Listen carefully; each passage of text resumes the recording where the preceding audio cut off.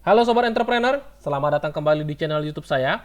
Pada kesempatan kali ini, kita akan membuat video untuk membahas pergerakan indeks IHSG kita dan kita coba memperhatikan saham-saham apa aja yang masih bisa teman-teman perhatikan dalam satu minggu ke depan. Namun sebelum kita sampai ke topik pembahasan, saya ingin ingatkan kembali kepada teman-teman semua, bagi teman-teman yang ingin membuka akun Mirai Aset Sekuritas, teman-teman dapat klik link yang akan kita sertakan di deskripsi. Nanti ketika teman-teman klik link tersebut, teman-teman akan langsung berkomunikasi dengan saya dan saya akan pandu bagaimana caranya untuk membuka akun Mirai Aset Sekuritas. Oke. Nah, di sini teman-teman perhatikan di layar kita saya telah tampilkan yaitu indeks IHSG kita yang dimana di perdagangan Jumat kemarin dia ditutup menguat plus 0,34% di level harga 7.177. Kalau kita buat forecasting ya, kita buat forecastnya dulu supaya teman-teman tahu langkah apa yang akan teman-teman perhatikan dalam beberapa hari ke depan. Nah, di sini teman-teman lihat bahwasanya indeks kita benar-benar berada di area kritikalnya atau tepat berada di area supply zone-nya. Nah, kalau teman-teman perhatikan juga beberapa waktu lalu teman-teman temukan bahwasanya pemerintah telah mengeluarkan suatu kebijakan bahwasanya bahan bakar minyak kita telah mengalami kenaikan dan itu bisa berdampak cukup negatif untuk pergerakan structure market index IHSG kita. Kalau teman-teman perhatikan secara isu ya, secara berita atau news juga cukup negatif dan kalau teman-teman perhatikan juga cluster area komposit kita sedang berada di area supply zone-nya, bisa besar kemungkinan indeks kita akan mengalami koreksi dan saya mempunyai forecasting kalau seandainya indeks kita mengalami koreksi, dia akan menuju area demand zone yang telah kita tandakan yang dimana area tersebut tercluster juga dengan area crown area Fibo 618 teman-teman. Nah, kalau teman-teman perhatikan di sini, ini adalah area demand zone yang besar kemungkinan apabila indeks kita mengalami koreksi, dia akan tuju, yaitu level harga 6.900 sampai 6.800-an ini gitu. Jadi untuk beberapa hari ke depan, saya sih menyarankan bagi teman-teman semua lebih konservatif aja tradingnya, teman-teman. Lebih konservatif aja karena kita akan melihat terlebih dahulu pergerakan indeks kita dalam beberapa hari ke depan seperti apa gitu. Karena dengan areanya, dengan area komposit kita yang sekarang tidak mendukung kita untuk terlalu agresif, teman-teman. Karena kalau teman-teman belajar namanya classical technical analysis, ini kalau kita lihat secara area ya, secara psikologinya seperti masuk area excess, teman-teman, atau area distribusi kalau teman-teman mempelajari namanya Dow Theory.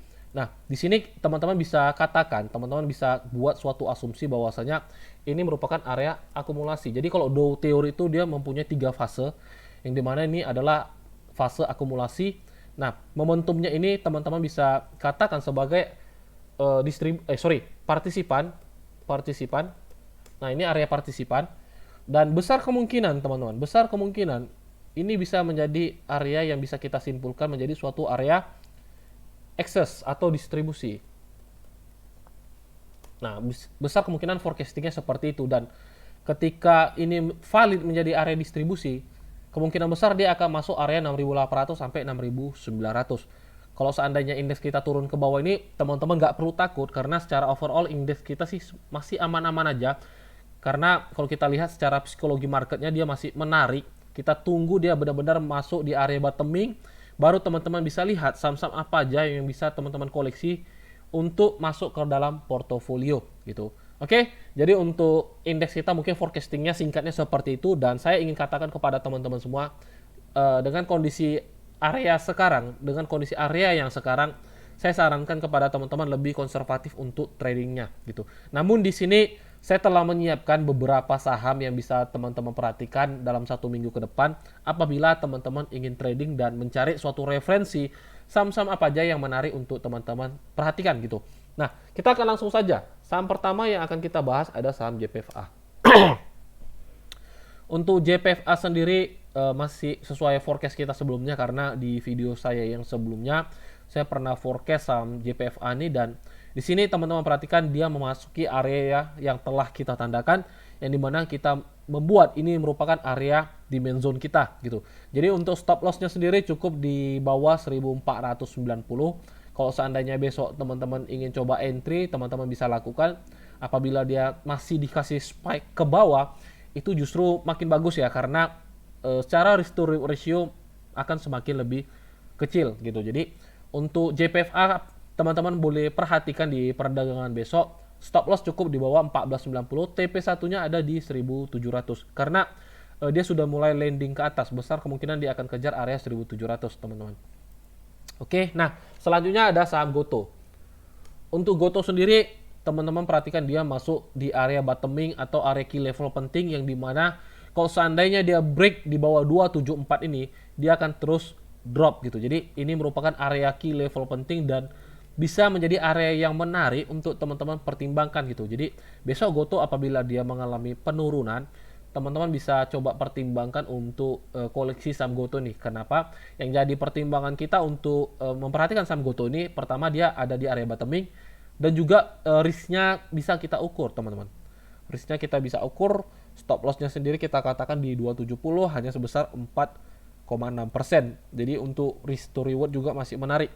Untuk TP-nya setidaknya teman-teman bisa letak di gap-nya di area 324 gitu. Oke, itu untuk Goto. Selanjutnya ada saham Bukalapak. Untuk Bukalapak sendiri, teman-teman perhatikan di sini dia ada suatu area gap up yang telah dia tinggalkan di periode sebelumnya. Jadi teman-teman bisa manfaatkan area ini. Sebenarnya untuk Bukalapak sendiri kita ada dua area yang bisa kita perhatikan teman-teman. Yang pertama, ini area pertamanya, sebentar ya, kita adjustment dulu. Nah, area pertama kita ada di 270. Teman-teman besok bisa perhatikan area 270 dan langsung pertimbangkan. Dan area kedua ada di sini. Ini merupakan area demand zone kita dan areanya masih sangat fresh. Jadi kalau seandainya teman-teman ingin entry di saham Bukalapak ini, kita ada dua area yang bisa teman-teman lihat, yaitu area pertama ada di 270 dan area kedua apabila teman-teman ingin buyback lagi ada di 262 sampai 248. Kalau seandainya di 270 kita entry, stop lossnya memang agak gede, jadi pastikan teman-teman bisa dua kali entry di saham Bukalapak ini, yaitu area 270 sampai area 248 sampai 262. Untuk stop lossnya sendiri cukup di bawah 248, kita letakkan di 246 aja teman-teman. Jadi secara area Bukalapak ini menarik, jadi teman-teman boleh perhatikan di beberapa hari ke depan.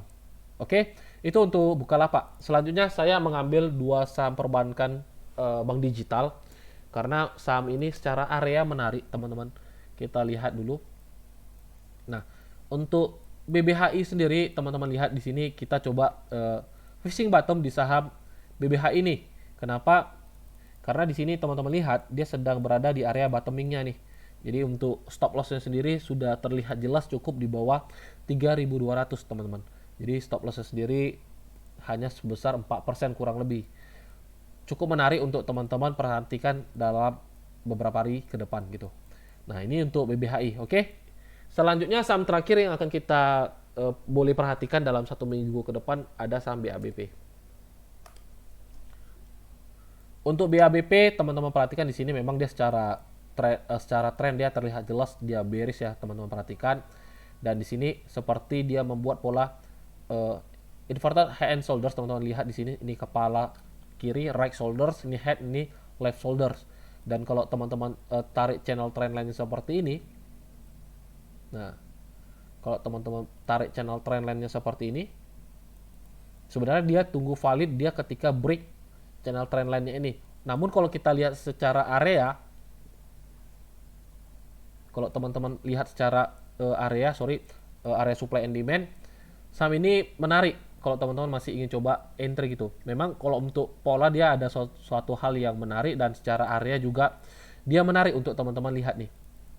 Ini kita hapus dulu karena kita coba ingin follow the trendnya. Maka kita ambil secara minor trend, kita akan dapatkan ini area demand-nya teman-teman. Ini area demand, kita tandakan seperti ini. Nah ini area demand. Dan kalau untuk stop loss, teman-teman perhatikan di sini cukup gede, hampir 7%. Jadi kalau saham-saham lapis 3 seperti ini, pastikan teman-teman bisa ukur risikonya ya. Teman-teman harus bisa ukur risikonya. Jangan sampai teman-teman ketika entry di saham-saham seperti ini, teman-teman nggak ngerti bagaimana cara mengukur risiko, apalagi sampai nggak berani melakukan namanya pembatasan risiko gitu.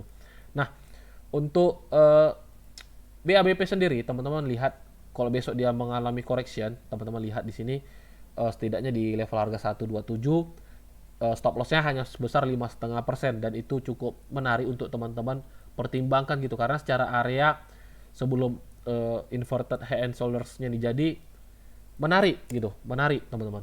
Untuk TP1 nya teman-teman cukup lihat aja, kita coba memforecastingnya bukan menggunakan metode HNS, tapi kita menggunakan metode structure market atau supply and demand ya. Di sini kalau teman-teman lihat, ini adalah primary trend, ya kan? Ini adalah primary trend, besar kemungkinan dia akan membuat secondary trend, yang dimana ini adalah secondary trendnya, dan selanjutnya dia akan membuat primary trend yang baru gitu.